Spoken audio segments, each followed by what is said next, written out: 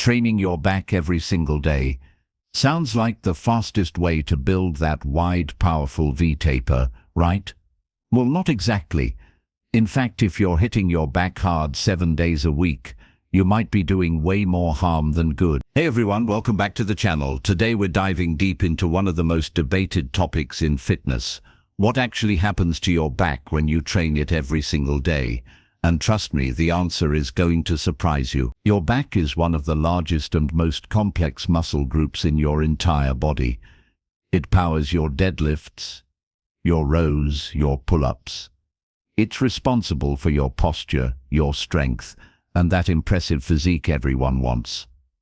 But here's the thing, more is not always better. By the end of this video, you're going to understand exactly what happens to your back muscles, your spine, your nervous system, and your overall gains when you train back daily. We'll cover the science, the risks, the potential benefits, and most importantly, I'll tell you whether you should actually be doing this or not. Let's get into it. First, let's talk about what happens in the first few days when you start training your back every single day. Day 1 and 2, you're feeling great. You hit some pull-ups, some rows, maybe some deadlifts. Your back is pumped. You feel strong, and you're thinking this daily training thing is going to be amazing. But here's what's actually happening inside your body. Every time you train your back, you're creating micro tears in your muscle fibers. This is normal. This is actually how muscle growth works. You damage the muscle, then your body repairs it stronger and bigger than before. But here's the critical part. That repair process takes time. Your muscles don't grow in the gym. They grow during recovery. By day 3 and 4, if you're still hammering your back hard every single day, those micro tears aren't getting a chance to heal properly. You're re-damaging tissue that's already damaged. Your muscles are in a constant state of breakdown with no time to rebuild. What does this lead to? Chronic muscle soreness, decreased performance, and eventually zero muscle growth. You're stuck in a cycle of damage and fatigue with no actual progress. Now let's talk about your central nervous system, because this is where things get really problematic. Your back exercises, especially compound movements like deadlifts, rows, and pull-ups, are incredibly demanding on your nervous system. Every heavy pull you do requires massive neural activation. Your brain has to send signals to recruit thousands of muscle fibers simultaneously. When you train back every single day, you're constantly taxing your nervous system without giving it time to recover. And unlike your muscles, which might feel better after a day or two, your nervous system takes much longer to fully recover from intense training. What happens when your nervous system is overtrained? Your strength drops dramatically. Your coordination gets worse. You feel sluggish and exhausted even though you're sleeping enough. Your grip strength disappears, and worst of all, your risk of injury skyrockets because your body can't properly stabilize heavy loads anymore. This is called central nervous system fatigue, and it's one of the biggest reasons why training your back every single day is a terrible idea for most people. Let's talk about your spine and connective tissues, because this is where daily back training can become genuinely dangerous. Your spine isn't just bone. It's made up of vertebrae, intervertebral discs, ligaments, tendons, and a complex network of stabilizing muscles. Every time you do heavy rows, deadlifts, or weighted pull-ups, you're putting significant stress on all of these structures. Now, your body is incredibly resilient. It can handle this stress, but only if you give it adequate recovery time. When you train back every single day, especially with heavy loads, you're compressing your spinal discs repeatedly without giving them time to rehydrate and recover. Over time, this can lead to disc degeneration, chronic back pain, herniated discs, and long-term spinal issues that could affect you for the rest of your life. And once you injure your spine, it's incredibly difficult to fully recover. Your tendons and ligaments also need recovery time. These connective tissues adapt much slower than muscles. While a muscle might recover in 48 to 72 hours, tendons can take a week or more. If you're constantly stressing them without adequate rest, you're setting yourself up for tendonitis, chronic inflammation, and potential tears. Now you might be thinking, okay, but what about professional athletes or bodybuilders? Don't some of them train every day? Yes, some do. But here's what you're missing. Professional athletes have access to things most people don't. They have professional coaches monitoring their every move. They have customized nutrition plans with perfect macros and timing. They have physical therapists, massage therapists, and recovery protocols. They're taking supplements, optimizing their sleep in ways most people can't, and most importantly, they're often using performance-enhancing drugs that dramatically improve recovery. Even with all of that, most high-level athletes don't actually train the same muscle group intensely every single day. They use periodization, varying intensity, and strategic recovery days. So when you see a professional bodybuilder training 6 or 7 days a week, they're not hitting their back hard every single day.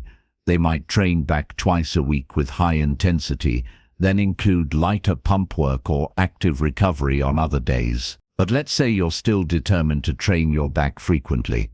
Is there any way to do it without destroying yourself? Actually, yes. But it requires a completely different approach. The key is volume and intensity management. If you want to train back more frequently, you need to drastically reduce the intensity and volume of each session. Instead of doing 5 or 6 heavy exercises with maximum effort every day, you might do 1 or 2 exercises with moderate weight and stop well short of failure. This approach is called high-frequency, low-intensity training.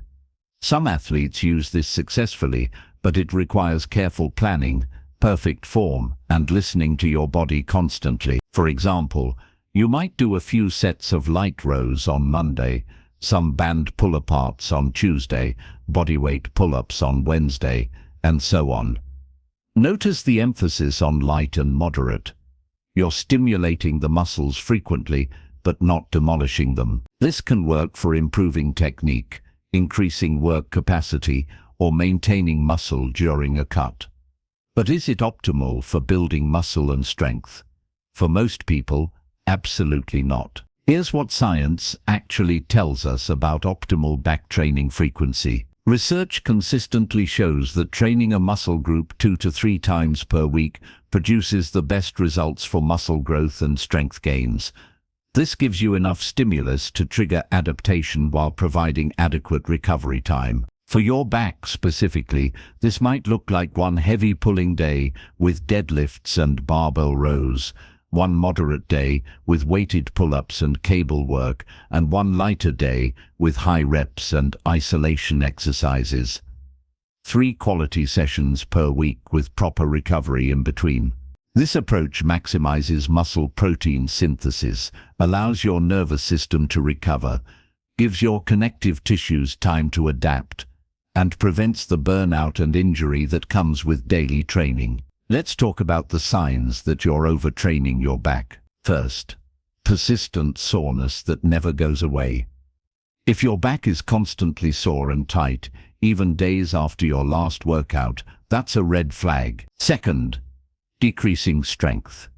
If your pull-up numbers are dropping, your deadlift is getting weaker, or you can't hit the weights you used to handle easily, you're probably overtrained. Third, poor posture and chronic tightness. Ironically, overtraining your back can actually make your posture worse. Your muscles become chronically tight and fatigued, pulling your shoulders forward and creating imbalances. Fourth, pain, not soreness. There's a difference between muscle soreness and actual pain. If you're experiencing sharp pain, shooting pain, or pain that doesn't go away with rest, stop immediately and see a professional. Fifth, sleep problems and irritability. Overtraining affects your entire system, including your hormones and mood. If you're sleeping poorly and feeling irritable, your training volume might be too high. And sixth, constant fatigue. If you're always tired, dragging through workouts, and lacking motivation, your body is screaming for recovery. So what's the bottom line? Should you train your back every day? For 99% of people, the answer is no. Daily intense back training will lead to overtraining, increased injury risk, and worse results than a properly designed program with adequate recovery. If you're a beginner, train your back 2 times per week with proper form and progressive overload. If you're intermediate or advanced, 2 to 3 times per week is optimal. Focus on quality over quantity. Perfect your technique, progressively increase weight, and prioritize recovery. Your back muscles need time to repair and grow. Your nervous system needs time to recover. Your spine and connective tissues need time to adapt. Give your body what it needs, and you'll build a stronger, wider, more impressive back than you ever would by training it into the ground every single day. Now, if you're still tempted to train back daily because you think it'll speed up your progress, let me leave you with this. Muscles don't grow from training. They grow from recovering from training. The workout is just the stimulus. The growth happens during rest. More training without more recovery doesn't equal more gains. It equals less gains, more injuries, and wasted time. Here's what you should do instead. Design a smart back training program. Hit your back 2 to 3 times per week with challenging workouts. Focus on progressive overload, gradually increasing weight or reps over time. Nail your form on every exercise. Eat enough protein to support muscle growth. Get 7 to 9 hours of quality sleep every night, and give your body the recovery time it needs to actually build that strong, powerful back you want. Do that consistently for 6 months, a year, 2 years, and you'll build more muscle and strength than you ever would by mindlessly hammering your back 7 days a week. If this video opened your eyes to the truth about back training frequency, smash that like button and drop a comment telling me how many times per week do you currently train your back. Are you overtraining?